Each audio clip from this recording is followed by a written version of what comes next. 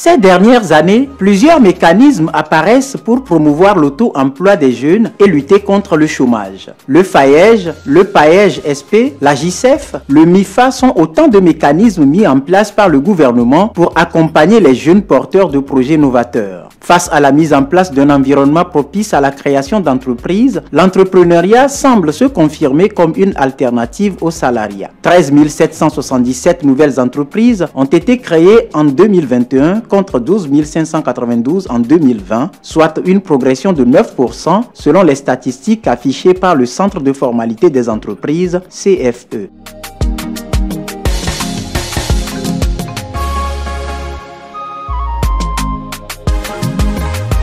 Il y en a qui embrassent le chemin de l'entrepreneuriat par résignation, c'est-à-dire que c'est à force de chercher à 20 ou bien peut-être sans trouver un emploi salarié qu'ils finissent par se dire ok, il faut que je tente quelque chose, je vais essayer de me mettre à mon propre compte, voilà. Mais il y en a bien sûr qui embrassent l'entrepreneuriat par passion, par goût d'investir. Je dirais tout d'abord que le premier facteur qui pousse aujourd'hui les jeunes à se lancer dans l'entrepreneuriat, c'est la recherche de l'autonomisation financière. En plus de ça, il y a aujourd'hui le chômage qui est un fléau à ne pas négliger. Et il y a aussi aujourd'hui beaucoup de mécanismes et tactiques qui font la promotion de l'entrepreneuriat. Et ça aussi, ça pousse en quelque sorte les jeunes à s'aligner sur la feuille de route étatique.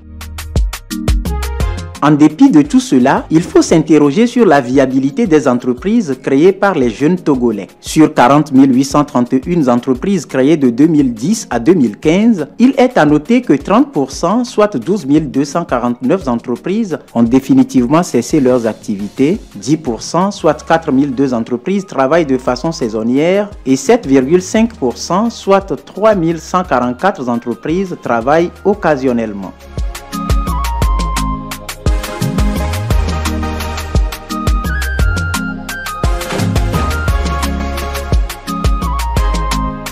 Les avantages du salariat, c'est que tout d'abord, à la fin de tes heures de travail, tu rentres chez toi tranquillement.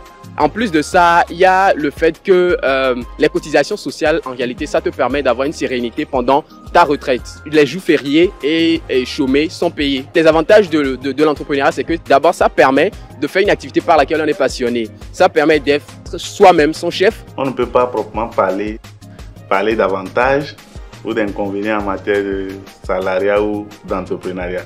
On va dire les deux, c'est des façons de gagner sa vie. Ça dépend de la volonté de tout un chacun. Il y en a qui préfèrent de la stabilité, qui préfèrent pas de soucis, préfèrent le matin se réveiller, aller travailler, gagner un salaire. Il y en a qui sont un but d'autonomie, qui veulent investir.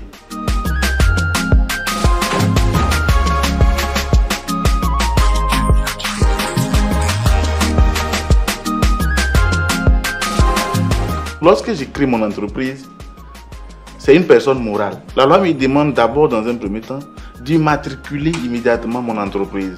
C'est-à-dire que je fais les formalités de création de mon entreprise, je vais à la Caisse nationale de sécurité, j'immatricule mon entreprise. Mais aujourd'hui, la loi nous demande aussi, moi qui ai créé mon entreprise, en tant que promoteur, en tant qu'entrepreneur, de m'immatriculer parce que, quoi qu'on dise, je travaille pour ma propre structure.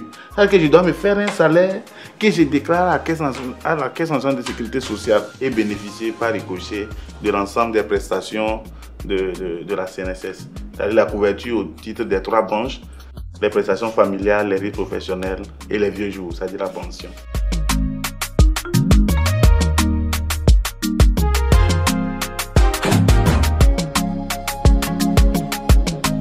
Primo, il faudrait qu'il sache que l'entrepreneuriat, c'est un combat qu'il faut mener au quotidien et qui ne connaît pas forcément tout de suite un résultat dans 1 an, dans 2 ans, mais qu'il faut patienter. Maintenant, l'autre côté de la chose, c'est qu'il faut avoir un certain savoir, un savoir-faire et un savoir-être. Mais le plus important, c'est tout d'abord d'arriver à installer son activité, à faire connaître son produit.